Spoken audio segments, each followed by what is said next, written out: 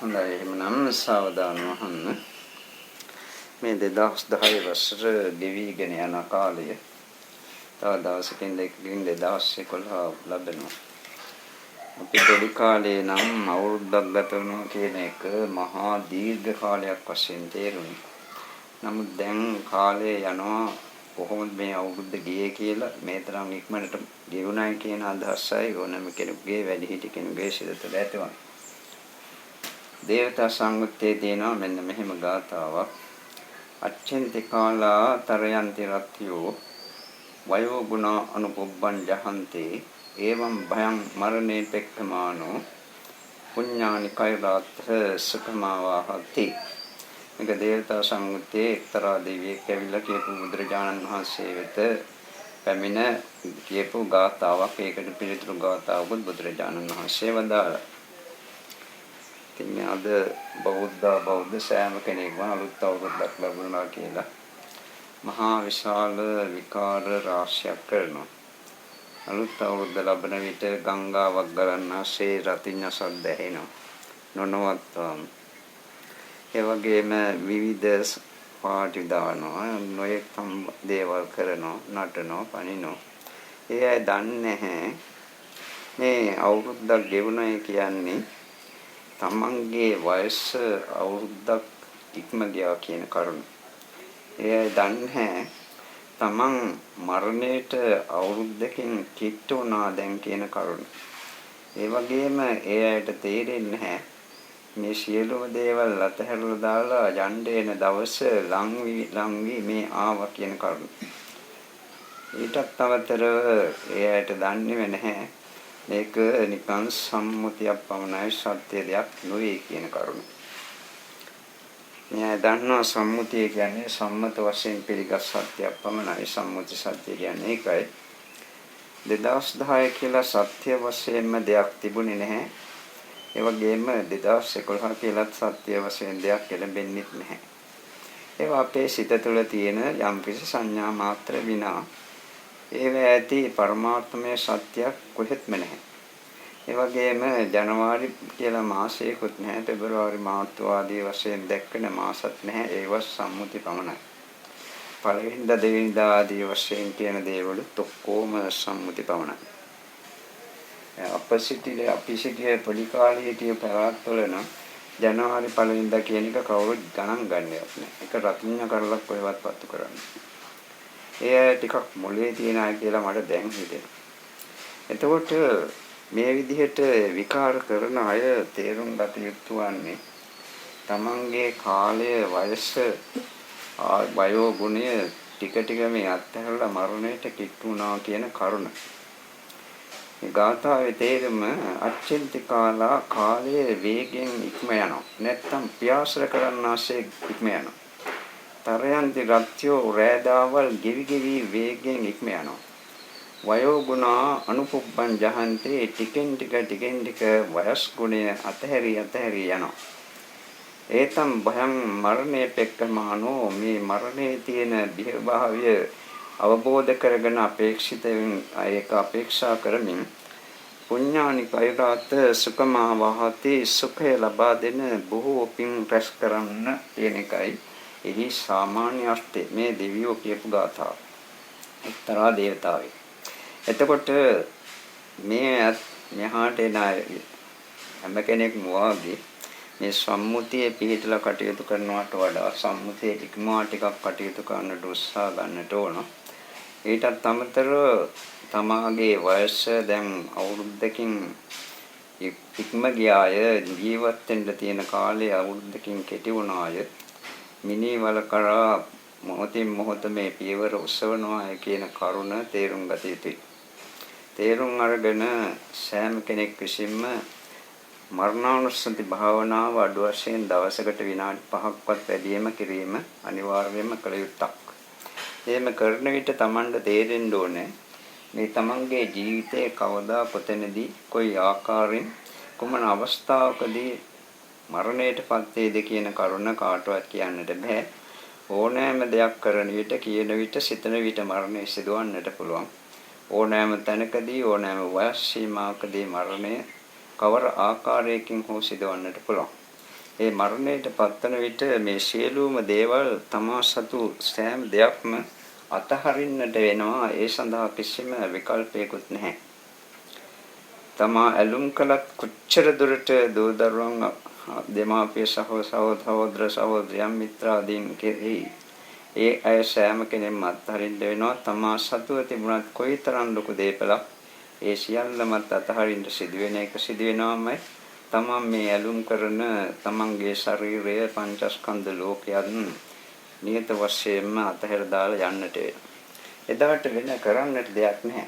ඒක නිසා ජීවිතයේ අනියත දෙයක් මරණය නිත්‍ය දෙයක් කියලා කල්පනා කරලා ඒක අවබෝධ කරගෙන ඕනෑම වෙලාවක මරණයට පත්වන විට මට මේ සියල්ලම කිසිම විකල්පයකින් තොරව අතහරින්න සිදු වෙනවා කියන කරුණත් අවබෝධ කරගෙන ටික වේලාවක් අඩුම වශයෙන් විනාඩි 5ක් 10ක්වත් කාලයක් මේ සියල්ලම සිතින් අතහරිනවා කියලා අතහරින්න සෑම දවසෙම පුරුදු වෙන එක ඉතාම හොඳයි. මරණය ගැන සිහිපත් කරනවා. ඊට පස්සේ මරණයේදී සියල්ලම අතහරින්න සිදු වෙන බව අවබෝධ කරගන්නවා. දැන් මම මේ සියල්ලම සිතින් අතහරිනවා කියලා අතහරිනවා. ඒ අතරතුර කාලයේදී අතහැර සිටින කාල පරිච්ඡේද කාල සීමාව තුළදී තමාට කවරක් සිහිපත් වුණත් ඒ සියල්ලම සිතින් අතහැරීම කළ යුතුයි. ස්වාම පුරුෂයෙක් භාර්යාවක් දරුවෙක් වෙන්නට පුළුවන්, තමාගේ සතු දෙයක් වෙන්නට පුළුවන්, වෙනත් කවර දෙයක් හරි වෙන්නට පුළුවන්. හොඳක් වුවත් නරකක් වුවත් කවරක් වුවත් ඒ සියල්ලම අතහරින්න පුරුදු වෙන්න. එහෙම අතහැරලා විනාඩි 4 5 හෝ 10 හෝ කාල පරිච්ඡේදය ගෙවුනාට පසු කරන ලද උසස් කුසලයක් නැවත නැවත සිහි කරන්න. එහෙම සිහි කරගෙන යනකොට ඒක ආචරණ කර්මයක් බවට පත් වෙනවා. මරණ මොහොතේදී මරණයට පස්සේ කෙනෙක් උපදින්නේ යම්කිසි කර්ම නියාමයකට අනුකූලවයි. ඒ කර්ම නියාමය පොත්වල දක්වා තිබෙනවා ගරුක අසන්න ආචින්න කටත් අවශ්‍යයි. යම්කිසි කෙනෙක් ගරුක කර්මයක් කරලා තියෙනවා නම් ප්‍රබල කර්මයක් ගරුක කියන්නේ. ඒ කර්මය අනිවාර්යයෙන්ම මරණ මොහොතේදී ඉදිරිපත් වෙනවා. අකුසල පැත්තෙන් කියනවා නම් පංචානන්තරේ පාප කර්මය. පියා මැරීම, මාව මැරීම, සහතන් වහන්සේ කෙනෙක් මැරීම, සංඝ භේද කිරීම, බුදුරජාණන් වහන්සේ කෙනෙකුගේ ඇඟේ ලේස්සල වීම. මේවා කවරෙක් හරි කරලා තියෙනවා නම් එකක් හෝ කීයක් හරි කරලා තියෙනවා නම් කොච්චර කුසල් කර හිටියත් වෙනත් අකුසල කර්ම කොතෙක් කරලා තිබුණත් අර ගරුක කර්මයයි මරණ මොහොතේ ඉදිරියට එන්නේ. කුසල පැත්තෙන් කතා කරනවා නම් ධ්‍යාන සිතක් උපදවාගෙන තිබෙනවා නම් ඒ ධ්‍යාන සිත මරණ මොහොත දක්වා නොපිරිහෙලි පවත්වාගෙන යන්නට හැකියකම ඇත්තේ තිබුණොත් ඒ ධ්‍යාන සිත මරණ මොහොතේ එනවා ගරුක කර්මයක් වශයෙන්. ඉතින් බොහෝ දෙනෙකුට මේ කුසල පැත්තෙන් හෝ අකුසල පැත්තෙන් දෙපැත්තෙම ගරුක කර්ම නැහැ. ගරුක කර්මයක් නැත්නම් ආසන්න කර්මයක් එන්නේ මැරෙන්න ඕනේ මෙන්න කියන අවස්ථාවේදී පහළ වෙන කර්මයක්. අපි මොනවා කරමින් සිටින විට කියමින් සිටින විට සිතමින් සිටින විට මරණයට පත් වේද කියන්නේ දන්නේ නැහැ. ඒක නිසා ආසන්න කර්මයේ කෙරෙහි රඳා පවතින්නට අපට හැකියාවක් නැහැ. ආසන්න කර්මයේ කුසලයක් වෙන්නේ අකුසලයක් වේද? ආසන්න කර්මයේ ලෞකික දේවල් හා සංප්‍රයුක්ත වන එකක් වේද ආදී වශයෙන් අපිට නිර්ණය කරන්නට දැම්ම බෑ. ඒක ඒ වෙලාවේ සිදුවන දෙයක්. මරණ මොහොතේදී සිදුවන දෙයක්. ගරුක ආසන්න කර්ම දෙකම නැත්තම් තමයි ආචරණ කර්මය කියලා කියන නිරන්තරයෙන් පුරුදු කරලා පුහුණු කරලා තියෙන කර්මයක් මරණ මොහොතේ ඉදිරියට එන්නේ. ඒතකොට අර කලින් කියපු විදිහට මරණය ගැන සිහිපත් කරලා සියල්ල අතහරින්නට සිදුවෙන බව අවබෝධ කරගෙන මේ සියල්ලම අතහරිනවා කියන හැඟීමෙන් යුතුව සියල්ල අතහැරීම ජීවිතේ පුරා පුරුදු කරලා පුහුණු කරලා ආප් කෙනෙකුට ඒක බොහෝ විට එන්නට ඉඩ තිබෙනවා මරණ මොහොතේදී. ඇත්තටම මරණයට පත්වන විට ඒ ආකාරයෙන් සිහිපත් වෙලා මේ සියල්ලම කෙරෙහි තියෙන ඇලීම් බැඳීම් අතහරින්නට පුළුවන්කම ලැබෙනවා. එසේ නොවුනොත් එහෙම තමා ඇලුම් කරන කෙනෙකුට ආදරයක් ආශාවක් ඇති වුණොත් තමාගේ වතු පිටි දේපල ආදී කෙරෙහි ආශාවක් ඇති වුණොත් නියත වශයෙන්ම දුගතිගාමී වෙන එක වෙනවා. പ്രേත ලෝකවල උපදිනවා. ඒ වගේම තරහසිතක් මරණ මොහොතේ ආපා සිහියට පැමිණියොත් එහෙම තරහකාරයක් සිහිපත් වුවොත් එහෙම අනිවාර්යයෙන්ම මලයක්ෂන් වැනි තත්ත්වවලටපත් වෙනවා. නැවත ගොඩ එන්නට ඉතාමත්ම අපහසුයි තත්ත්වවලට ගියාට පස්සෙ. ඒක නිසා මේ ආකාරයෙන් ආචරණ කර්මයක් වශයෙන් මේක පුරුදු කරන්නට ඕන. මේ ගාථාවේ අන්තිම පදයේ දක්වනවා පුඤ්ඤානි කෛරාත සුඛමා වහති සුඛය ලබා දෙන බොහෝ පින් රැස් කරන්නට කියලා. මෙතෙක් කරන ලද කුසල් වලට අමතරව තව තවත් කුසල් රැස් කළ යුතුයි. එවං ජාතේන මච්ඡේන කත්තබ්බං කුසලම් බහුං කියලා බුදුරජාණන් වහන්සේ දේශනා කොට වදාළ ගාථාවක පද දෙකක් තිබෙනවා. උපන් මිනිසයා විසින් පුළුවන් තරම් කුසල ධර්ම රැස් කළ යුතුයි කියන එකයි අදහස. බුදුරජාණන් වහන්සේ මේ ගාථාවට පිළිතුරු ගාථාවක් වදාලා ඒ පිළිතුරු ගාථාවේදී අර කලින් කියපු ගාථාවේ මුල් පද තුන එලෙසින්ම වදාළා. මුල් ගාථාව දේවතා භාෂිතයක්. බුද්ධ දේශනාවේ තියෙන කරුණු සමහර ඒවා දේවතා භාෂිත. ඒවා බුදුරජාණන් වහන්සේ විසින් අනුමත කරලා ඒකම නැවත ප්‍රකාශ කළා නම් ඒක බුද්ධ භාෂිතයක් බවට පරිවර්තනය වෙනවා. ඒ වගේම සරියුත් මගලම් මහරහතන් වහන්සේලා වැනි එදා හිටපු ශ්‍රාවකයන් වහන්සේලා විසින් දේශනා කළ දේවල් තියෙනවා සූත්‍රවල. ඒවා ශ්‍රාවක භාෂිත වශයෙන් හඳුන්වන්නේ. මේ ශ්‍රාවක භාෂිතයේ බුදුරජාණන් වහන්සේ බොහෝ අවස්ථාවලදී අනුමත කරනවා මමත් ඕක ඕමමයි ඔබලා මගින් ඇසුවා නම් ඒකට පිළිතුරක් වශයෙන් කියන්නේ කියන කරුණ කියමි. ඒතේ වූ විට ඒ කියන ලද ශ්‍රාවක භාෂිත බුද්ධ භාෂිතයක් වෙනවා. මේ දේවතා භාෂිතයත් බුද්ධ භාෂිතයක් බවට ඒක නිසා පත්කරමින් බුදුරජාණන් වහන්සේකට පිළිවදන් ගාථාව දුන්නේ මේ ආකාරයෙන්. අච්චෙන්ති කාලා තරයන්ති රත්යෝ වයෝ ගුණ අනුපුබ්බම් දහන්ති ඒතම් භයම් මරණේ පෙක්කමානෝ ලෝකාමි සම්පජිහි සම්තිපෙක්ඛෝ. අන්තිම පදයේ පමණයි මේ ගාථාව විස්තර කළ යුතු වන්නේ. දැන් ලෝකාමි සම්පජිහි සම්තිපෙක්ඛෝ. සනන්තිය කියන්නේ නිර්වාණ සෝය බලාපොරොත්තු වන කෙනෙක් සිටිනවා නම් ඔහු ඇවිසින් ලෝකාමි සම්පජිහි ලෝකාමිසය අත්හරින්නට ඕන. අත්හරිය යුතුයි. ලෝකාමිසය කියන්නේ කුමක්ද කියන එකට පිළිතුරක් අපට කිසි පොතපතක නම් දක්නට ඒ තරම් දුරට හම්බුනේ නැහැ. නමුත් අපට අවබෝධන ආකාරයෙන් ලෝකාමිසය කියන එකට තමන්ගේම පංචස්කන්ධ ධර්මයන් ඇතුළත් වෙනවා. ඒකම විවිධාකාරයෙන් අපිට නාම රූප වශයෙන් කියන්නට පුළුවන්. නැත්නම් ආයතන හයක් වශයෙන් කියන්නට පුළුවන්. ඉන්ද්‍රිය හයක් වශයෙන් කියන්නට පුළුවන්. ධාතු හයක් වශයෙන් කියන්නට පුළුවන්. මේ ඔක්කොම ලෝකාමිසය කියන වචනයට අන්තර්ගතයි. ඒ වගේම බාහිර අරමුණු තියෙන ලෝකයේ රූප, ශබ්ද, ගන්ධ, රස, පොට්ටබ්බ ධම්ම කිය. මේ සියල්ලමත් ලෝකාමිසයට අන්තර්ගත වෙනවා. ඒ වගේම කාම ලෝක 11ක් තියෙනවා. දිව්‍ය ලෝක 6ක්, මනුෂ්‍ය ලෝකයක් සහ සතර අපායක්.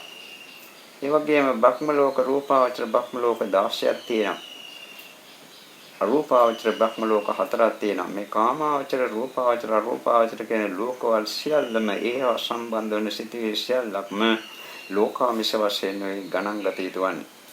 එතකොට අපි මේ පිළිබඳ සරල වශයෙන් කරුණු ටිකක් මේ ඇයිට තේරෙන ආකාරයෙන් මේ ඇයිට තේරුම් ගත හැකි වන ආකාරයේ කරුණු ටිකක් පමණක් මේ අවස්ථාවේදී කීමට බලාපොරොත්තු වෙන්නේ. මේක ගැඹුරින් කරනු ලබන ධර්ම දේශනාවක් නෙවෙයි, ප්‍රායෝගික වශයෙන් ඒ තරම් දුරට කිඳා බසින ධර්ම දේශනාවකුත් නෙවෙයි. එතකොට ලෝකාමිෂය කියනකොට මා කියුවා අජ්ජත්තික ආයතන තියෙනවා, බාහිර ආයතන තියෙනවා, මේ සියල්ලම ලෝකාමිෂය කියලා.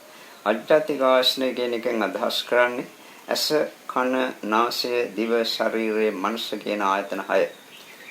මේවට පිළිවෙලින් බුදුරජාණන් වහන්සේ වදාරා තිබෙන්නේ චක්ඛායතන, සෝතායතන, ගාහනායතන, ජීවායතන, කායායතන, මනායතන කියලා. මේ එක එක ඉන්ද්‍රියන්ට ඒ ආයතනයන්ට අරමුණු හැම වෙනවා. ඇසට රූප, කනට ශබ්ද, නාසයට ගඳ සුවඳ, දිවට රස, කයට විවිධ ස්පර්ශ සහ මනසට විවිධ ධම්මාරම්මන. මේවට කියන්නේ රූප, ශබ්ද, ගන්ධ, රස, පොට්ටබ්බ ධම්ම කියලා අනුපිළිවෙලින්. එතකොට අපි මේ රූප කෙරෙහි ඇසට පෙනුන රූපයක් පෙනුනාට පසුව මෙතෙක් සංසාරයේ පුරා ඒ රූප කෙරෙහි තමා ප්‍රිය කරන රූපයක් නම් දැක්කේ ඒකට ඇලුනා. ඒ වගේම තමා අප්‍රිය කරන රූපයක් නම් දැක්කේ, අනිෂ්ට රූපයක් නම් දැක්කේ ඒක කෙරෙහි දුම්නසක්, නොසතුටක්, අමනාපයක්, නුරුස්නා ගතියක් වැනි එකක් ඇති කරගන්නමින් පටිගයක් ඇති කරගත්තා. බොහෝ විට සිදුවන්නේ ඇලීම් ගැටීම් දෙක ඇතිවීම පමණයි. මේ තේරුම් ගත යුතුයි මේ ඇස තුළින් පටිච්ච සමුප්පාද ධර්මයන් කැරකි නැවත නැවත දුක්ඛ සමුදය සත්‍යම ඇතිවන ආකාරය. බුදුරජාණන් වහන්සේ එක් අවස්ථාවකදී මෙලෙසින් වදාළ පාඩයක් තිබෙනවා. චක්කුංච පටිච්ච රූපේච උප්පජ්ජති චක්කු විඥානං තින්නම් සංගතේ චක්කු සම්පස්සෝ පස්සපච්චා වේදනා වේදනා පච්චා තණ්හා තණ්හා පච්චා උපාදානං උපාදාන පච්චා භවෝ භව පච්චා ජාති ජාති පච්චා ජරා මරණං ශෝක පරිදේව දුක්ඛ දෝමනස් උපායාස සම්භවಂತಿ ඒව මේ තස්ස කේවලස්ස දුක්ඛක්ඛන්දස්ස සමුදයෝ හෝති. ඇසට ඒ තේරුම සිංහල අදහස් වෙන එකයි. ඇසට රූපයක් පෙන්වනාට පස්සේ නැත්නම් ඇසින් රූපයක් දැක්කාට පසුව පළමුවෙන් ඇති වෙනවා චක්කු විඥානසිත. රූපය පිළිබඳ දැකීම පිළිබඳ දැනීමක් පහළ වෙනවා. ඒ දැනීම හඳුන්වනවා චක්කු විඥානය නම්. චක්කුංච පටිච්ච රූපේත උප්පජ්ජති චක්කු විඥාන. මේ ඇස රූපේ සහ චක්කු විඥාන කියන කොටස් තුනේම එකතුවට තින්නම් සංගතේ චක්කු සම්පස්සෝ චක්කු සම්පස්සේ කියලා කියනවා. ඒ දකින්න ලද රූපේ මනසින් ස්පර්ශ කරා. ඒක නිසා ඒ චක්කු විඥානය අනිවාර්යයෙන්ම තියෙන්න ඕනේ. රූපේ ස්පර්ශ කිරීමට ඇසත් අනිවාර්යයෙන්ම තියෙන්නට ඕනේ. රූපයක් තියෙන්නට ඕන. ඒ හේතු සංප්‍රයෝගයේ නිසා චක්කු සම්පස්සේ ජනිත වූවා විනා තමා චක්කු සම්පස්සයක් ඇති කරගත්තේ නැහැ. ඒ වගේම ඇසට රූපයක් පෙන්වනාට පස්සෙ නිරායාසයෙන්ම හේතු සංප්‍රයෝගයේ නිසා චක්කු විඥානය පහළ වූවා විනා තමා චක්කු විඥානයක් ඇති කරගත්තෙත් නැහැ. ඇති කරගන්නටත් තමාට හැකියකමකුත් නැහැ.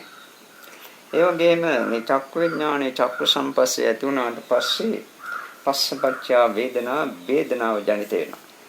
ඉෂ්ට රූපයක් නම් දැක්කේ සුඛ වේදනාවක් ජනිත වන්නට පුළුවන්. අනිෂ්ට රූපයක් නම් දැක්කේ දුක් වේදනාවක් ජනිත වනවා. ඊට අමතර මදහත් වේදනා මේ රූපයක් නම් රූපාරම්මණයක් නම් දුටුවේ මදහත් වේදනාවක් ජනිත වෙනවා. වේදනා පච්චා තණ්හා වේදනාව නිසා තණ්හාව පහළ වෙනවා.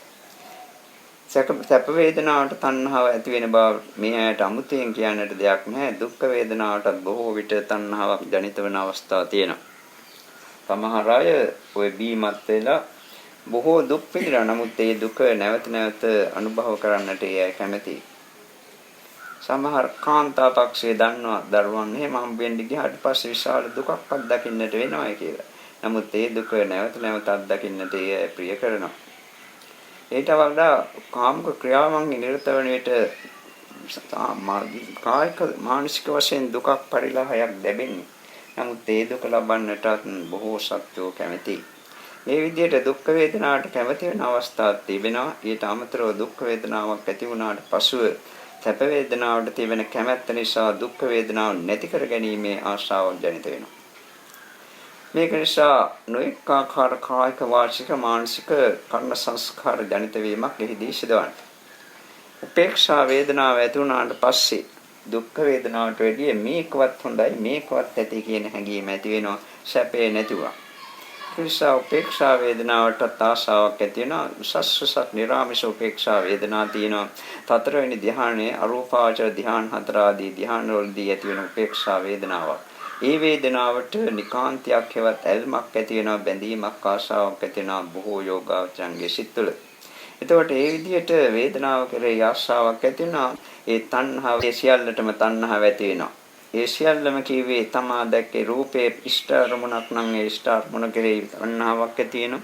තමාගේ සිත තුළ ඒ රූපේ දැකීම තුළින් චක්කු සම්පස්සේ ඇති වුණා. චක්කු විඥානය ආදී ඇතිවීමෙන් පසුව ඒවා නැවත නැවත ඇති කර ගැනීමට ආශාවක් ඇති වෙනවා. ඒක නිසා වේදනාවක් ජනිත වෙනවා. මේ වේදනාවටත් ආශාවක් ජනිත වෙනවා. දුක් වේදනාව නැති කර ගැනීමට ආශාව ඇති වුණා වගේම තමයි සැප වේදනාව නැවත නැවත ලබා ගන්නට ආශාව ඇති කර ගැනීම. ඒ තණ්හා පච්ච උපාදානං තණ්හාව ඇති වුණාට පස්සේ දකින්න ලද අරමුණ උපාදාන කරනවා සිතින් ග්‍රහණය කරනවා.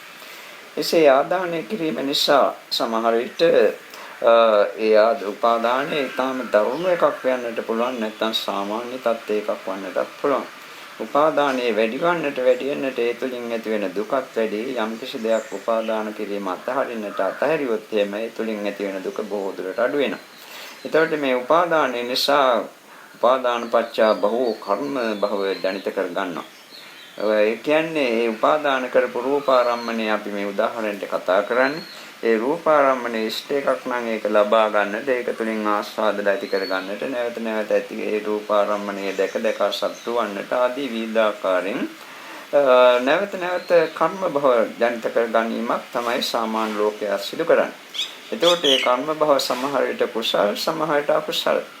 මොකද අනාගත භවවලදී මෙවැනිම තත්ත්වයන් ලබා ගැනීමේ අපේක්ෂාවෙන් කුසල් කරන අවස්ථාවලුත් තියෙනවා. වට්ටගාමී කුසල් බොහෝ දෙනෙක් රැස් කරන්නේ සංසාරයේ දිග්ගැස්සීමට හේතු වන උපකාර වන කුසල්.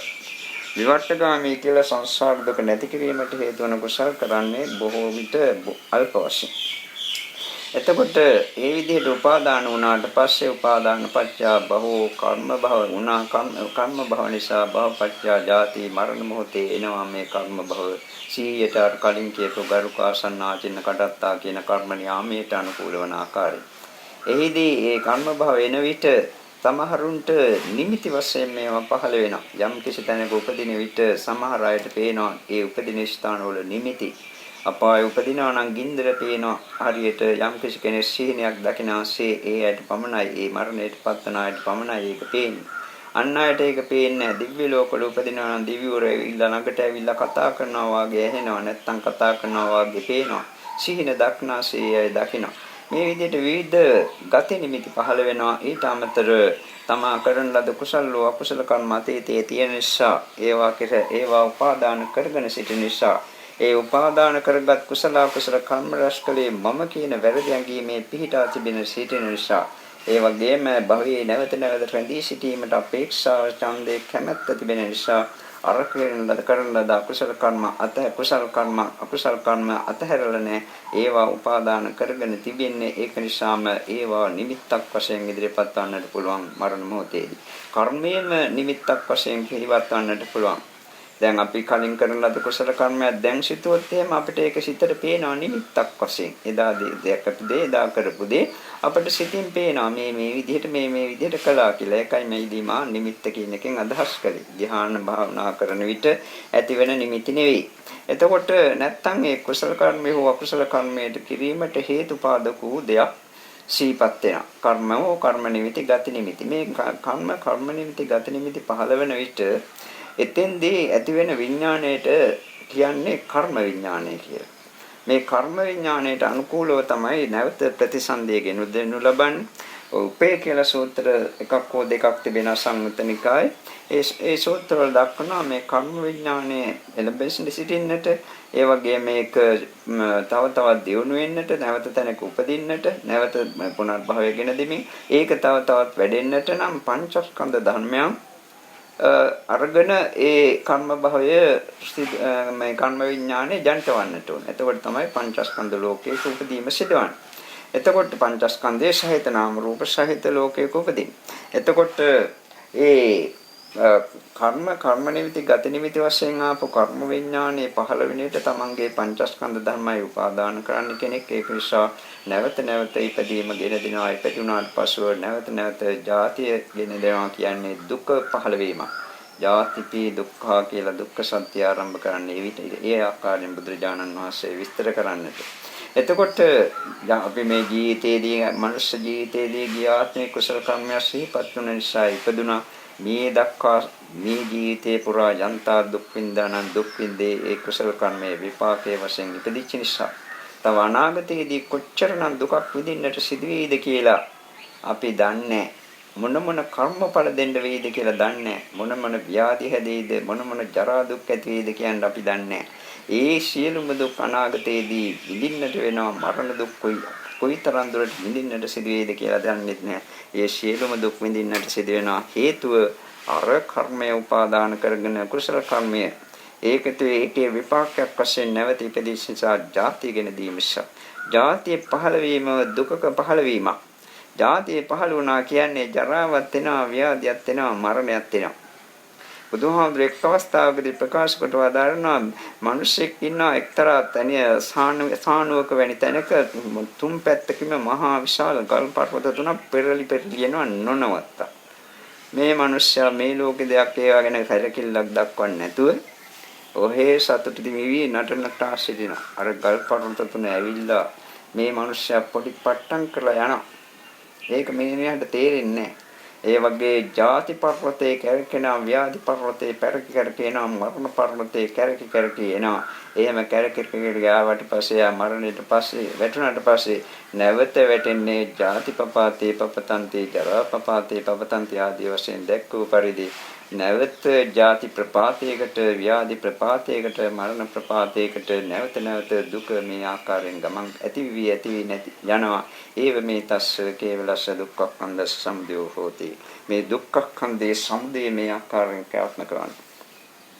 මේ ඇසගෙන කියපු ආකාරයෙන්ම කන නාසය දිව ශරීරය මනස කියන ඉන්ද්‍රිය හයටම බුදුහාමුදුරු ප්‍රකාශ කොට වදාලා ඒවා විස්තර කරන්නට අවශ්‍ය නැහැ. මේ අය එක ඉන්ද්‍රියක් ගැන දැනගත්තාට පසු ඒ අනුසාරයෙන් කනට ශබ්දය ඇසුණාට පස්සේ ක්‍රියාත්මක වන්නේ දුක්ඛ සමුදය සත්‍ය මේ ආකාරයෙන්මයි. නාසයට ගඳ සුවඳ හමු වූාට පසුව දිවට රස හමු වූාට පසුව කායට වේද ස්පර්ශ සහ මනසට වේද ධම්මාරම්මන හමු වීමෙන් පසුව දුක්ඛ සමුදය සත්‍ය ක්‍රියාත්මක වෙමින් නැවත නැවත සංසාර දුක අනුභව කරන්නට සිදුුනේ මේ විදිහට ඉදිරියට සිදුවන්නේත් මෙහෙමයි කියන කරුණ මේ අයගේ ප්‍රඥාව තුළින්ම අවබෝධ කරගත යුතුයි. එතකොට මේක ලෝකාංශයක්. මෙහිදී ඒ ඇසට දැකපු රූපය කෙරෙහි ඇලීමක් ඇති වෙනවා, සමහරට ගැටීමක් ඇති වෙනවා කියලා මා කලින් කිව්වා. මේ ඇසට දකින කිසිම රූපයක ඇලීමක් ඇති කර දීමේ හැකියාවකුත් නැහැ, ගැටීමක් ඇති කර දීමේ හැකියාවකුත් ඒ රූප තුල නැහැ. නමුත් ලෝක සත්‍යයට තේරෙන්නේ මේ රූපය තුලින් ඒ ඇලීම ඇති කර දුන්නා, ගැටීම ඇති කරලා දුන්නා කියන කරුණ. තමාගේ සිත තුළින් මේවා ඇති උනේ. ඇලීමක් ඇති වුණත් ඒක සිතවිලි මාත්‍රයක් පමණයි. ගැටීමක් ඇති වුණත් ඒක සිතවිලි මාත්‍රයක් පමණයි. දැකපු රූපේ ලස්සනයි කියා හිතියත් ඒක තමාගේම සිතවිලි පමණයි. මෙයා මිතුරෙක්, මෙයා සතරෙක් වශයෙන් කියා හිතියත් ඒවත් තමාගේම සිතවිලි පමණයි. මේ සිතවිලි ඇති වී නැති වී යාම හැර මෙතන සත්‍ය වශයෙන් සිදුවන දෙයක් නෑ. ඒ සිතවිලි වැරදි වෙන විදිහ දකින ලද අරමුණ වැරදි වෙනවා. වැරදි ආකාරයෙන් ග්‍රහණය කරන. සිතවිලි නිවැරදි ආකාරයෙන් සිතන විට ඒ දකින ලද අරමුණ නිවැරදි ආකාරයෙන් තීරණය කරනවා. නැත්තම් මුලාවටපත් වෙනවා. අනිත්‍ය දේ නිට්ටය වශයෙන් මුලාවටපත් වෙනවා. දුක්ඛ දේ දුක් ලබා දෙන රූපාරම්මන සැප ලබා දෙන දේවල් වශයෙන් මුලාවටපත් වෙනවා. අනාත්ම රූපාරම්මන දැකීම ආත්ම වශයෙන් ග්‍රහණය කරනවා. මේ විදිහට මුලාවටපත් වුණා. ඒක නිසා සසරෙන් සසරට භවයෙන් භවයට ගමන් කරන්නට සිදු වුණා. මේ ආකාරයෙන් තමයි දුක්ඛ සමුදය සත්‍ය ක්‍රියාත්මක වී ආවේ. මේ දුක්ඛ සමුදය සත්‍ය ක්‍රියාත්මක වී ආපු ආකාරය දකින විට මේ අය පෙර භව දකින්නට නොහැකි වුණත් අතීත සංසාරයේ කොයිතරම්නම් දුකක් වින්දාද කියන කරුණ තේරුම් ගත යුතුයි. මේ අයට අප කලින් කියලා දීලා තියෙනවා අපි ඌරෙකු වෙලා බෙල්ල කපනකොට ගිය ලේ ප්‍රමාණය එකතු කළා නම් ඒ ලේ මහමෝදේ ජලයට වඩා අධිකයි කියන කරුණාදී බුදුහාමුදුරෝ දේශනා කළ විවිධ උපමා රාශියක්. කොච්චරනම් වාර ගාණක් අපි ඌරන් බෙලාම ඉපදිලා තියෙනවද? කුකුලන් බෙලාම හරකුන් බෙලාම ඉපදිලා තියෙනවද? මේවා කොච්චරනම් දුක් විඳද? මනුෂ්‍ය ලෝකේ ඉපදුනාට පස්සේ ජරා දුක් කොච්චර විඳින්නේ නැද්ද? කොයිතරම්නම් ව්‍යාධි දුක් විඳින්නට ඇද්ද? අපිට නොසෑදුණු ව්‍යාධි දුකක් නැහැ. මරණ දුක් කොච්චරනම් විඳින්නට ඇද්ද? සියලුම අංගපසංග ඇතුව මේ අපි ඉපදිලා හිටියට අංග විකලව අතපය වාරු නැතුව අතපය නැතුව ඉපදිලා නැත්තම් ඇස් නැතුව ඉපදිලා කොච්චරනම් සංසාරේ පුරා දුක් විඳින්නට ඇද්ද? අනන්ත ප්‍රමාණ දුක් විඳා. ඒ පමණක් නෙවෙයි සතර අපායේ අභීචාදී නරකාදී වලට වැටුණට පස්සේ කොච්චර ගින්නෙන් දැවි කරවෙන්නට ඇද්ද කියලා කල්පනා කරන්නට ඕන. මේවා අහනකොට තේරෙන එක නෙවෙයි අවශ්‍ය, Tamanට අවබෝධයලා පෙනෙන එකයි අවශ්‍ය. නරකයට වැටුණාට පස්සේ මස් දැවෙනවා, නහර දැවෙනවා, ඇට දැවෙනවා, මැට කටු වලින් ගින්දර විහිදෙනවා. ඒ වගේම ලෝදිය හැලියට දැම්මට පස්සේ ඒව පෙන පිටුවක් වගේ ගිනි මුණු වෙච්ච යකඩ ලෝදිය කියන්නේ. ඒවා ගිනි කඳු එහෙම පුපුරනකොට එන්නේ එළියට ලාවා කියලා. ඊට වඩා බොහොම සැර දේවල්. ඒව එතකොට ඒව කරවි දුක් විඳේ. බඩගිනි කියනකොට ලෝහ ගුලි ගිල්ලේ. පිපාසයි කියනකොට ලෝහ වතුරයි කටට පෙව්වේ. මේ විදිහට වසරක් දෙකක් නෙවෙයි 100ක් 200ක් 1000ක් 2000ක් නෙවෙයි. තමහට බුද්ධාන්තර ගණන් තමහට ඊටත් වැඩි කාලයක් තිස්සේ එක්වරක් නෙවෙයි, දහස්වරක් 10000ක් නෙවෙයි, කෝටි අසංඛ්‍ය වාරයක් නෙවෙයි කියන්නට බැරි වාර ගණක් අපා දුක්වල අපි කොච්චරනම් දුක් විඳලා තියෙනවද කියන කරුණ තේරුම් ගත යුතුයි. ඒ වගේම ප්‍රේත ලෝකවල කොයිතරම්නම් දුක් ගැහැට විඳලා තියෙනවද කියන කරුණ අඩු වශයෙන් ලක්කන සංයුත්තේ තියෙන සූත්‍ර ටිකවත් බලලා බලන්න. ප්‍රේතව විඳින දුක කොච්චරද කියලා. ත්‍රිසන් ලෝකවල සත්‍ය විඳින දුක මේ ඇයට තේරෙන්නේ මේ මනුස්ස ලෝකයේ මේ තමන්ගේ ගෙවල් වල ඇති කරන සුරතල් සතුන් විතරයි තිරිසන් සතුන් කියලා. ආරණ්‍යයක කැලේක තිරිසන් සතුන් ඉන්න තැනක බලන්න ඕන මේ තිරිසන් සතුන් විඳින දුක් කොච්චරද කියලා. කන්නට නෑ සමහරට දවස් ගණන් තිස්සේ. අවුව කාලෙට පායන කාලෙට වතුර නැතුව ඔහි වැටිච්ච තැන සිටිනවා. සමහරට අනිත් සත්වයන් අදගෙන යනවා කෑලි කෑලි කඩ කඩ කන්නේ. සමහරට අපි දැකලා තියෙනවා මහා විශාල සර්පයෙක් කියන්නේ නායකද දන්නේ නැහැ මූගේ බල්ගේ පැත්තෙන් අල්ලගෙන අර මොකෙද්ද සතෙක් අරුව දඟලනවා පුළුවන් තරම් එළියට යන්නට. නමුත් මෙයාගේ කටෙන් ගැලවෙන්නට බෑ. අපිට බේරන්නට බෑ. බේරණ එක ඒක ඒ තරම් ප්‍රඥා ගෝචරත් නෙවෙයි මේ අවස්ථාවේදී. එතකොට මේ විදිහට විඳින ලද දුක් කියන්නට බෑ. ඒවා අපිට තේරෙන්නට ඕන. මෙහෙම තේරෙනකොට මෙතෙක් සංසාර දුකට වැටුනේ සංසාර දුකට ඇදලා දැම්මේ ඔය අර කලින් කියපු රූපාරම්මන. ලෝකාමිස්. ඒ රූපාරම්මන කෙරෙහි ඇලීම් ගැටීම් ඇදලා දැම්මේ. සද්දාරම්මනත් ඔහොම තමයි. කනට ප්‍රිය ශබ්දයක් ඇසුණාට පස්සේ ඇලෙනවා. අප්‍රිය ශබ්දයක් ඇසුණාට පස්සේ ගැටෙනවා. සද්දවල කිසිම ප්‍රිය භාවයක් අප්‍රිය භාවයක් නැහැ. අපි සිතනවා මේක ප්‍රියයි, අපි සිතනවා මේක අප්‍රියයි. අපි කියන්නේ සාමාන්‍ය ලෝක සත්‍යයක්. ඒකල්ල සිතනවා මේ මට කළා, මටයි මේ දේ කළේ ආදී වශයෙන්. සත්‍ය වශයෙන් එහෙම නෙවෙයි සිදුවන්නේ. ශබ්දයක් ඇති වුණා, ශබ්දේ කනේ වැදුණා, දැනීම මාත්‍රයක් ඇති වුණා නැතුණා එච්චරයි. කෙනෙක් නින්දා කළත් එකයි, ප්‍රශංසා කළත් එකයි, බැන්නත් එකයි, විවේචනය කළත් එකයි. හොඳක් කීවත් එකයි, නරකක් කීවත් එකයි සිදුවන පරමාර්ථය මේ සිද්ධිය ඒකයි. නමුත් ඒක ලෝකයට දකින්නට බෑ. ඒක නිසා ඒ ශබ්දේ උපාදාන කරනවා. ඒක නිසා පහළ වෙන ඔක්කොම නාම ධර්ම උපාදාන කරනවා. ඒක නිසා නැවත නැවත සංසාර දුකට වැටෙනවා. අපි ක්‍රිය රූප දැකලා සංසාරයේ යම්කිසි ආස්වාදයක් ලබන්නට ඇති ලැබුවා. නමුත් ඒ ආස්වාදය අපි විනාඩි ගානකට සීමා කළා නම්, සීමා වෙච්ච ආස්වාදයක් නම්, ඒ විනාඩි ගානේ විපාක වශයෙන් සමහර විට ඒ විපාක අවුරුදු ලක්ෂ කෝටි ගණන් අසංඛ්‍ය ගණන් තිස්සේ ගෙවුවා සංසාරේ පුරා. ඒ ඇතිවෙච්චි සුඛාස්වාදේ නැත්තම් ඒ විඥාන මාත්‍ර දැනීම මාත්‍ර ඇතිවෙච්ච ගමන් නැතිලා ගියා එකක්වත් ශේෂ වෙලා නැහැ. ගියාත්මෝනේ නැහැ. මේ ආත්මේ අපි ඇතට රූප දැකලා යන්තා දේවල් ගැන හිතුවනම් හොඳින් හරි නරකින් හරි අලුම් කරලා හරි ආශා කරලා හරි ආදරය කරලා හරි කොයින් ආකාරයකින් හරි. ඒ මොකක්වත් දැන් ඉතිරියලා නැහැ. නමුත් ඒවා නිසා කරගත්තු කර්ම බහවල විපාක ශක්තිය තවත් ගෙවන්නට තියෙන බොහෝ කල. ඒක තේරුම් ගන්න ඇති වෙලා නැති වෙලා යන සියුම් දැනීම් මාත්‍රයක් උපාදාන කරගත්තු මෝඩකම නිසා ඒ අවිද්‍යාව තමාගේ සිත තුළ ක්‍රියාත්මක නිසා ඒ ආකාරයෙන් සසර දුකට දැස්සා සසර දුකට බහින්නට සිදු වෙනවා. මේක තේරුම් ගන්නට ඕන. කනට ශබ්ද ඇසුණාටත් පස්සේ එහෙමයි.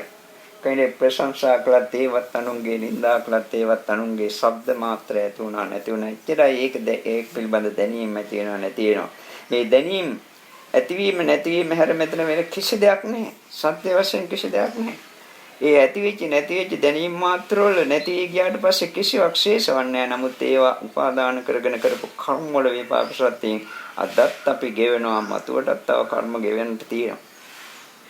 මේ විදිහට තමයි නාසයට ගඳ සුවඳ ආවට පසු තත්ත්වයේ, දිවට රස ආවට පසුව තත්ත්වයේ, කයට විවිධ ස්පර්ශ හමුණාට පසු ඇතිවන තත්ත්වයේ, විවිධ ස්පර්ශ ශේෂයා කටයුතු කළ මහා දුක් ගැට විඳා ස්පර්ශයෙන් ලැබෙන ආස්වාද කෙරෙහි ඇලුනා බැඳුනා දන්නේ. ඒක නිසා සසර දුකටම බහින්නට සිදුවනාය සිදු වෙනවය කියන කරුණවත්. ඒ විදිහට මේ තමන්ගේ මනසට අරමුණු හමුණාට පස්සේ තියෙන තත්ත්වයේ තේරුම් ගත යුතුයි.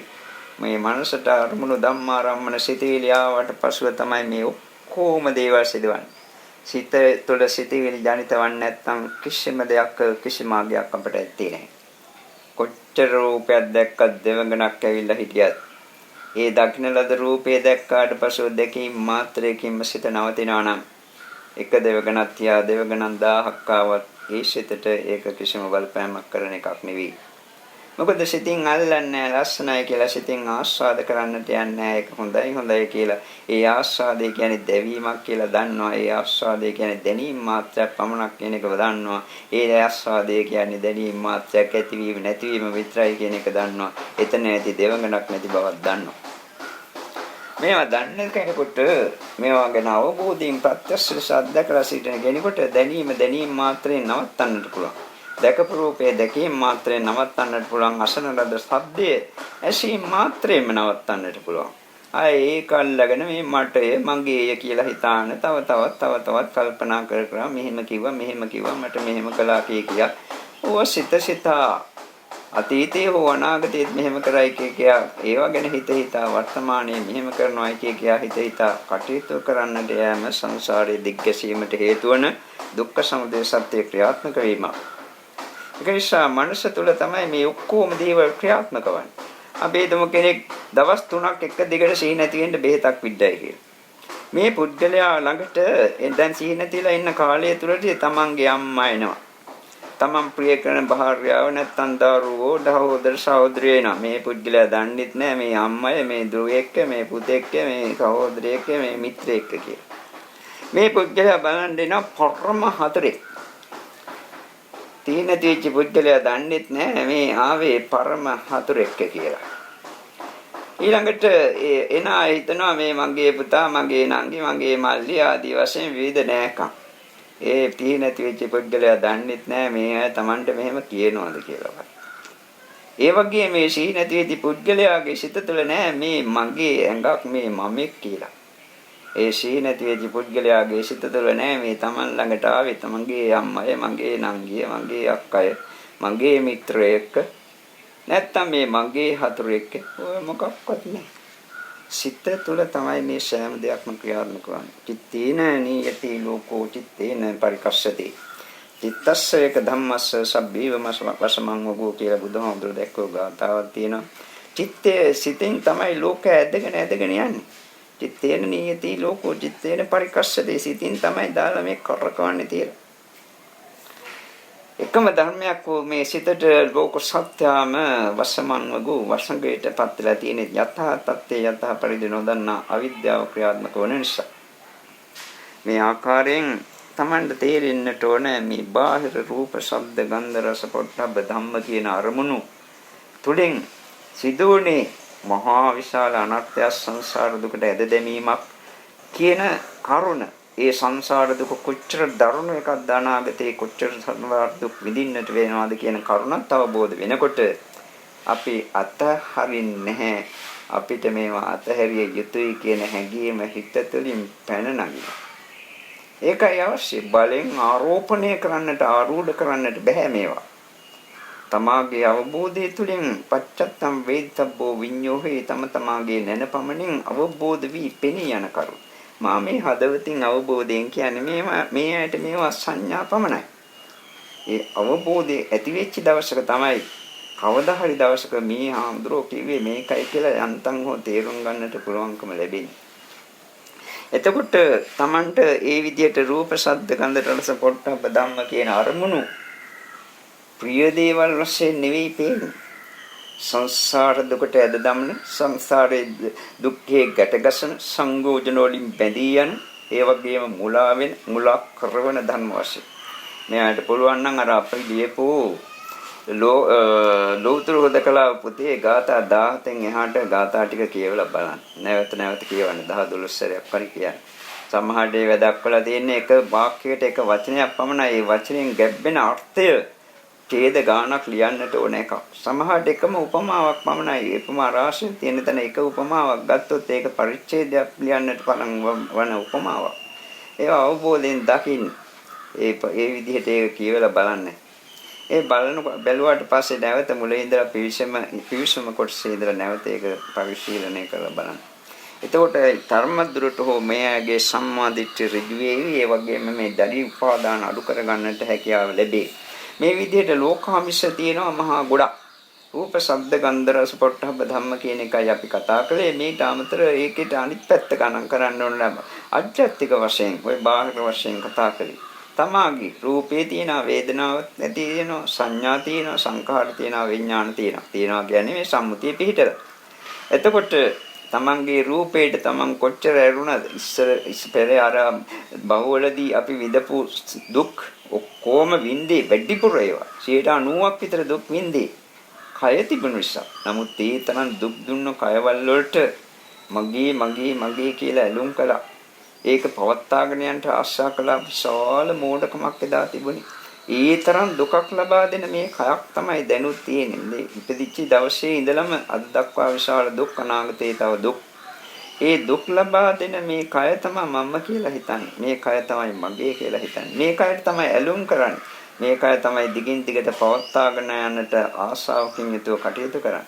ඒක නිසා ඒක තේරුම් ගන්නට ඕන මේ කයේ අඩු වශයෙන් පරමාණුක තරම්වත් රූප කොටසක් යන්ත්‍රයක් තියෙනවනම් එතන තියෙන්නම දුක.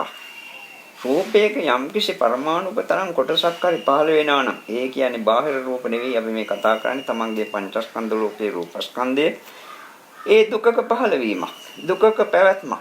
ඒකයි යථා තත්ත්වයේ ඇත්තේ ඒකයි. නමුත් ලෝකයාට ඒවා පේන්නේ නැහැ. ඒවා පේන්නේ මේවා මහා ඉෂ්ට දේවල්, මනාප දේවල්, තබාගත දේවල්, තබාගත යුතු දේවල්, මේ මම, මේ මගේ ආත්මය. ඔය විදිහට තමයි ග්‍රහණය කරන්නේ. මේ ග්‍රහණයට මූලික පදනම අවිද්‍යාව. අවිද්‍යාව සිත තුළ තිබෙන තාක්කල් නොදක්කම ක්‍රියාත්මක වන තාක්කල් මේ විදිහට තමයි මෙතෙක් කල සංසාරේ පුරා සිදුවන්නේ. කවදා හරි අවිද්‍යාව නිරුද්ධ කළ දවසක තමයි ඕවා සියල්ල යථාපරිදි අවබෝධ වන්නේ. එතකොට ඒ විදිහට Tamante මේ රූපේ හරියට අවබෝධ වෙනවා නම් මේ රූපේ කෙරෙහි ඇලිය යුතු එකක්ද බැඳිය යුතු එකක්ද මමගේ කිය යුතු එකක්ද මේ තරම් දුක් ලබා දෙන එකක් මේක මහා දුක් ගොඩක් මේක මහා දුක්ඛ සමුදයක් කියලා තේරෙනකොට මොනම ලෝකයකවත් පරමාණුක තරම්වත් රූප කඳුලක්වත් නොතිබිය යුතුයි කියන හැඟීම හදවත තුලින් මතුවෙන්නට ඕනේ. ඒතකොට තමයි රූපයේ කෙරෙහි තියෙන චන්දරාගය අඩු කරන්න පුළුවන්. කැමැත්ත සහ බැඳීම. ඊළඟට වේදනාව ගත්තොත් සංසාරික වේදනා අපි විඳා අනන්තවත් ඒ දවස්වල ඒ මොහොත්වල මොහොතෙන් ඒ කාල පරිච්ඡේදවලින් මේ වේදනා ඒ මොහොතේම නැති වෙලා ගියා. නමුත් ඒ නැති වෙච්ච ගිය වේදනා ටික ඔක්කොම අපි මනසින් බැලුවොත් එහෙම මේවා එක තැනකට එකතු කළොත් එහෙම කොයිතරම්නම් විශාල දුකක්ද අපි විඳී කියලා හිතන්නටවත් බෑ. මට නම් තේරෙන්නේ මේ විශ්වයේ මේ අපි ඉන්න එක සෞරග්‍රහ මණ්ඩලයක් නෙවෙයි මුළු විශ්වයේම ඉඩමදි මම අතීත සංසාරයේ අද දක්වා විඳපු දුක එකතු කරලා තියන්නට. ඒක ඉඩමදි. ඒ තරම් විශාල දුකක් විඳලා තියෙනවා. ඉතින් ඒ තරම් දුක් ලබා දීපු වේදනා ස්කන්ධයේ පැවැත්ම කෙරෙහි යම් කෙනෙක් ආශා කරනවා නම් ඒ තරම් දුකක් ලබා දීමට හේතුණු සුඛ වේදනාවට ඇලෙනවා නම් සුඛ වේදනාව ගෙන දෙන අරමුණු වලට ඇලෙනවා නම් එතන තියෙන තණ්හිකරම අවිද්‍යාව. එතකොට වේදනා මාත්‍රයක්වත් නැතිපී යුතුයි කියන හැඟීම ඇත තුළින් ඇති වෙනවා. හිත තුළින් ජනිත වෙනවා. සංඥාවෙන් මුලා වුණ සංසාරයේ පුරා මම කියලා සංඥාවක් ඇති කරගත්තා, මගේ කියලා සංඥාවක් ඇති කරගත්තා, ගෑණියෙක්, මිනිහෙක්, සත්ත්වෙක්, දෙවියෙක්, බ්‍රහ්මයෙක් ආදී වශයෙන් සංඥා ඇති කරගත්තා. ඒ වගේම මේක හොඳය, මේක නරකය, මේක ලස්සනය, මේක කැතය ආදී වේද සංඥා ඇති කරගත්තා. මේ සංඥාවල පැටලිච්ච නිසා සංඥා මුලා වෙච්ච නිසා තමයි ওই විදිහට සංසාරේ පුරා දිග්ගැසි සසර දුක් විඳ ආවේ. ඒක නිසා Tamanට තේරෙනවා නම් ඒ කරුණ ඉතා පැහැදිලි වශයෙන් මේ සංඥාවේ අබුම රේණුක තරම්වත් සංඥා අණු මාත්‍රයක්වත් තිබීම මහා විශාල අයහපතක් කියලා තමයි තේරෙනවා. සංඥා ස්කන්ධේ විශේල යන්නට සිතින් ඈත් කැවි යනවා. විශේල යනසේ සිතින් ඈත් යනවා යථාපරිදි අවබෝධ වුණොත් එන සංඥා මාත්‍රයක්වත් අවශ්‍ය නැහැ කියලා. ඒ වගේම තමයි සංස්කාර සිතිවිලි ධර්ම මා කලින් කියව සිතෙන් තමයි මේ ඔක්කොම දේවල් සිදුවන්නේ කියලා. ලෝකයක්ම තමාගේ ලෝකය සහ බාහිර ලෝකයම රඳා පවතින්නේ සිත තුළ. තමන්ගේ සිතෙන් සිතිවිලි හිතුවේ නැත්නම් මේ ලෝකයක් නැහැ. අර සී නැති කරපු පුද්ගලයෙක් ගැන අපි කතා කළේ ඔහුට ලෝකයක් නැහැ. ඔහුගේ సంతාණය තුළ ඒ අවස්ථාවේදී ඒ කාල පරිච්ඡේදය තුළදී සිතේ තියෙන සංස්කාර ධර්ම නිසා අවිජ්ජා පත්‍ය සංඛාර සංඛාර පත්‍ය විඥානං කියලා බුදුහාමුදුරෝ දේශනා කරන්නේ. මේව මහා ගැඹුරින් බුදුහාමුදුරෝ අවබෝධ කරගෙන දේශනා කළේ. ඒ ගැඹුරු අවබෝධය මිනිසුන්ට දකින්න තියා ඒ අවබෝධය මේකයි කියලා ඒ දෙසට හැරෙන්නටවත් බොහෝ දෙනෙකුට හැකියාවක් නැහැ. මේ කරුණු ධර්ම පාඨවල තියෙන ගැඹීරත්වය, ඒකේ තියෙන පුර්තෝල භාවය, ඒක කොයිතරම්නම් ප්‍රායෝගිකද කියන කරුණ දකින්නට තියා ඒ දෙස හැරෙන්නටවත් බොහෝ අයට හැකියාවක් නැහැ. ඒක නිසා ඒ විදිහට ඒ සංස්කාර ස්කන්ධය ඇති වෙනකොට Tamanට තේරෙනවා මේක මහා දුක්ඛය, දුක්ඛ සමුදයක් උනේ මේක කෙරේ පුදුම විදිහට කලකිරිය යුතුය කියන හැඟීම. විඥානස්කන්ධය ගත්තොත් එහෙම විඥානයේ පැවැත්ම නිසාමයි මේ ඔක්කොම දුක් ඇතිවන්නේ.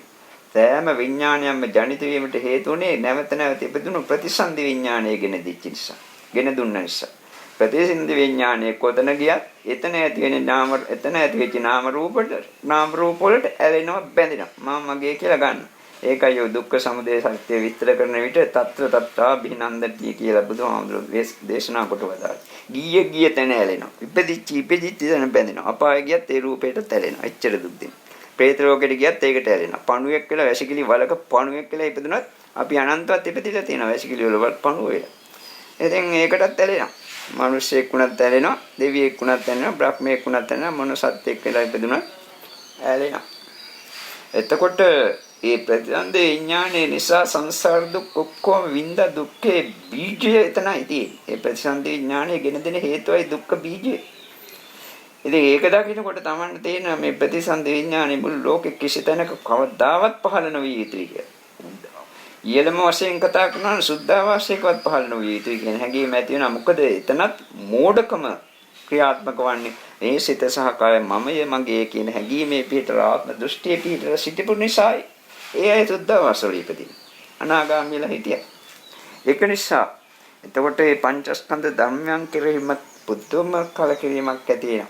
මේ කලකිරීම ඇති වෙනකොට මේ සියල්ලම තමාගේ සිත තුළින් ඉබේ ගිලිහි යන්නේ අපි අතහරිනා නෙවෙයි ලෝකාමිෂම් පජේ නෙවෙයි ලෝකාමිෂයන් අතහරිනා නෙවෙයි ලෝකාමිෂයේ අතහැරී යනවා නිරායාසයි. මෙන්න මේ විදිහට නිවැරදි ආකාර සම්මර්ෂණයක් නුවණින් විමසීමක් ඒ කරලා ඒ විමසීම තුළින් තමාම අවබෝධයක් ලබන්නට ඕන. ඒ අවබෝධය යන්තා ගම්භීරද පුර්තෝලද ඒ තරම් දුරටයි ඒකෙන් ලැබෙන ආනිසංසයේ ප්‍රතිඵලය රඳා පවතින. ඒක නිසා ඒ විදිහට අඩු වශයෙන් ඔය කියප කොටස් දෙකවත් අජ්ජත්තික වශයෙන් සහ බාහිර වශයෙන් තියෙන ලෝකාමිෂයන් ගැනවත් තියෙන යථා තත්ත්වය අවබෝධ කරගන්න. ඒක සම්මාදිට්ඨිය දිනු කර ගැනීමට හේතු වෙන කරුණක්. එතෙන් මේ පංචස්කන්ධය කියනකොට ඕන නම් නාම රූප වශයෙන් අරන් බලන්න පුළුවන්. නැත්නම් මා කලින් කිව්වා වශයෙන් පඨවි ආපෝ තේජෝ වායෝ ආකාශ විඥාන කියලා ධාතු වශයෙන් ගන්න පුළුවන්. නැත්නම් චක්ඛායතන සෝතායතන වශයෙන් ආයතන හයක් වශයෙන් ගන්න පුළුවන්. නැත්නම් චක්ඛුන්ද්‍රේ සෝතේන්ද්‍රේ වශයෙන් ඉන්ද්‍රිය ධර්ම වශයෙන් ගන්න පුළුවන්. විවිධ ආකාරයෙන් දැක දැක මේවා කරන්නත් පුළුවන්. ඒවා කියවට වැඩක් නැහැ මේ මොකද ඒවා කියන්නට කාලයකුත් නැහැ. එකක් කිව්වහම ඒ අනුසාරයෙන් අනිත් කරුණු තේරුම් ගන්නට තමාට හැකියාවක් තිබෙන්නට ඕන.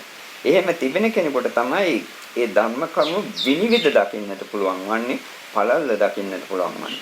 එතකොට ඒ ආකාරයෙන් හරියට මේ දේවල් දැක්කට පස්සේ හරියට අවබෝධ වුණාට පස්සේ මේ සියල්ලම දුක්ඛ සමුදයක් කියන අවබෝධය ඇති වෙනවා. ඒ ඇති වෙනකොට මේ දුක්ඛ සමුදය සත්‍යයක් කියන අවබෝධය ඇති වෙනකොට මේක අතහැරිය යුතුයි කියන එක නිකම්ම සිත තුළින් ජනිත වන්නේ. සංකෝපනිදන් දුක්ඛ සමුදයං අරිය සත්‍යං පහතබ්බං. මේ දුක්ඛ සමුදය අරිය සත්‍ය පහතබ්බිය යුතුයි කියලා. උබ්බේ අනුස්සතේසු ධම්මේසු චක්ඛුං උදපාදී ඥානං උදපාදී පඤ්ඤා උදපාදී විද්‍යා උදපාදී ආලෝක උදපාදී වශයෙන් බුදුහාමුදුරෝ දේශනා කළ පළවෙනි ධර්ම දේශනාවේදීම ධම්මචක්කප්පවත්තන සූත්‍රයේදීම ඔය කරුණ ඒක නිසා වදාලා. මේ විදිහට Tamanට හරියට අවබෝධලා ඒ සියල්ලම අතහැරලා කටයුතු කරන විට සමහරුන්ගේ සිත පරම ශූන්‍යත්වයකටපත් වෙනා ස්වභාවයකට ඒ ශූන්‍යත්වයේ ඉක්මවා යමින් දිවන තුනස්සිතපත් කරගන්නට පුළුවන්. ඒ ප්‍රායෝගික පැත්ත කියලා වැඩක් නැහැ. මේ ඇයිට මේ කරුණු කියේ මේ හොඳින් අවබෝධ කරගන්න නැවත අහන්න අහලා අවබෝධ කරගෙන භාවනා කරන්නට ඉස්සෙල්ලා ওই විදිහට සියල්ලම සිතින් අතහරින්න. සිතින් අතහැරලා භාවනා කරන්න. එතකොට ප්‍රතිඵල ඉක්මන් වේවි, ඉක්මනට ගන්නට පුළුවන්. බුදුහාමුදුරුවෝ වදාළ පාඩවල පරිදි නිර්වාණ ධාතුව අවබෝධ කරන්නට බෑ මේ එක දේවල් කෙරෙහි බැඳි එළියෙලි ඉඳලා. නාඤ්ඤත්‍ර සබ්බනිස්සග්ගා සත්‍යම් පස්සාමි පාණිනම්. නිර්වාණ සත්‍ය කෙනෙකුට ලබන්නට බෑ මේ සියල්ලම සිතින් අතහරින්න නැතුව. සබ්බේ ධම්මා භික්ඛවේ නානන්න බිනිවේෂාය. මේ ලෝකයේ තියෙන කිසි දෙයක් ඒකේ තුල ඒ දේවල් තුල අරගෙන බැසගෙන උපාදාන කරගෙන ඉන්නට නෙවෙයි තියෙන්නේ. සියල්ල අතහරින්නට. නච්ච කිංචි ලෝකේ උපාදීති මේ ලෝකේ කිසිවක් උපාදාන නොකළ යුතුයි. මේවා බුදුහාමුදුරු කුයි තරම්නම් අවබෝධයකින් කියන්නට ඇද්ද කියලා තේරෙනකොට තමයි බුදුරජාණන් වහන්සේ කොයිතරම් පරම සත්‍යවාදී දේශකෙක්ද තාත්‍රුන් වහන්සේ නමක්ද කියන කරුණ Tamanට වැටහෙන්නේ.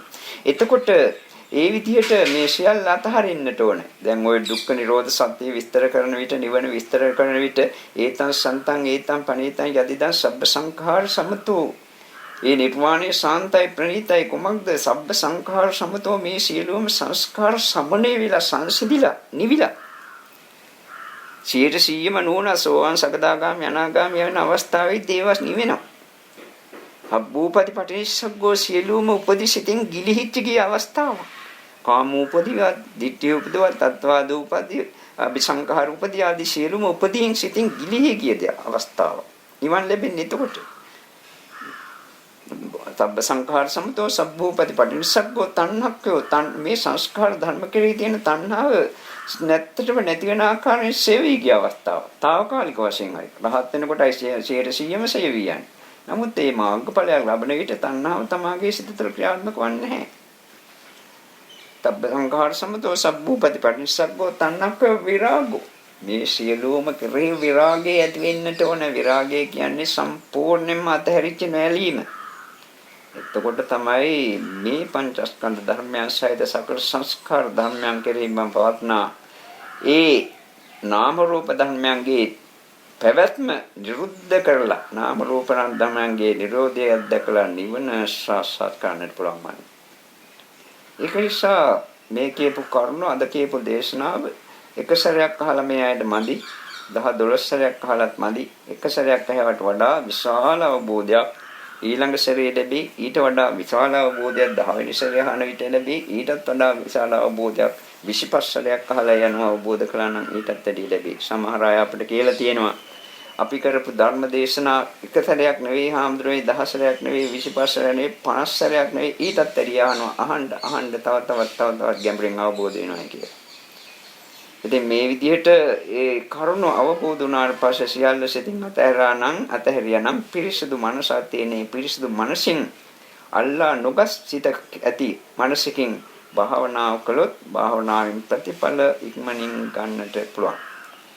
එහෙම කරන්නට අපේ ඔය කියන ලද ආකාරයෙන් තමාගේ සම්මා දිට්ඨිය ඍජු විය යුතුයි. සම්මා දිට්ඨිය පිනිවිද දක්නා සම්මා දිට්ඨියක් බවට පත් විය යුතුයි. එසේ නැතුව ටිකක් විනාඩි 10ක් 15ක් මාසෙකට පැය දෙක තුනක් භාවනා කරනවා කියලා ආස්වාදයේ ප්‍රාස්වාසයේ කියා හිතලා හරි සියලු සත්‍යෝ සූපත් වෙත්වා කියා හිතලා හරි ඒවා කරන්නට එපා කියලා එහෙම නෙවි මම මේ කියන්නේ වර්ධවා හිතන්නට එපා. එහෙම කරලා බෑ. කරන්නට නම් ඔය විදිහට යථාවබෝධය ඇති කරගatiya යුතු ධර්ම තියෙනවා. ඒවා පිළිබඳව යථාවබෝධයක් ඇති කරගatiya යුතුයි. අභිඤ්ඤයේ අභිඤ්ඤාතම් විශිෂ්ට ඥානෙන් දතේ යුතු ධර්ම විශිෂ්ට ඥානෙන් දතේ යුතුමයි. එතකොට ඒ ආකාරයෙන් කටයුතු කිරීමෙන් මේකට කවදා හෝ දවසක නිවන් ලබා දීම සඳහා ඒ ක්‍රියාදාමය නියත වශයෙන්ම හේතු වෙනවා වාසනාව වෙනවා එසින්ම වේවා කියලා ආශිර්වාද කරමින් මේ අනුශාසනාව දැන් නිම කරනවා. හොඳයි මේ කරපු කුසල් සියලුම දෙවිවරුන්ට අනුමෝදන් කරන ඒ සඳහා අවශ්‍ය පාඨයක් යන්න ආකාශට්ටහජ කියන ආකාශට්ටහජ බුම්මට්ටහා දීවානාගා මහිද්దికා පුඤ්ඤන්තං අනුමෝදිතා චිරන් රක්ඛන්තු ශාසනං ආකාශට්ටහජ බුම්මට්ටහා දීවානාගා මහිද්దికා පුඤ්ඤන්තං අනුමෝදිතා චිරන් රක්ඛන්තු දේශනං ආකාශට්ටහජ බුම්මට්ටහා දීවානාගා මහිද්దికා පුඤ්ඤන්තං අනුමෝදිතා චිරන් රක්ඛන්තු මං පදාති ප්‍රාර්ථනා කරන්නේ ඉමිනා පුඤ්ඤ කම්මේන මාමේ බාල සමාගමෝ සතං සමාගමෝ හෝතු යාව නිබ්බානපත්තිය ඉදම්මේ පුඤ්ඤං ආසවක්ඛයා වහං හෝතු සබ්බ දුක්ඛා කමුංචතු මේ කුසල සත්‍ය මේටත් නිවන්සල බේවා අභිවාදන සීලිස්ස නිච්ඡං වද්ධා පචායනෝ චත්තාරෝ ධම්මා වඩ්ඩන්ති ආයුවන්නෝ සුඛං බලං ආරෝග්‍ය සම්පත්තේ සග්ග සම්පatti මේවච අතෝ නිබ්බාන සම්පත්තේ මිනාතේ සමිඤ්ඤතු සුපතේවා නස්සලදී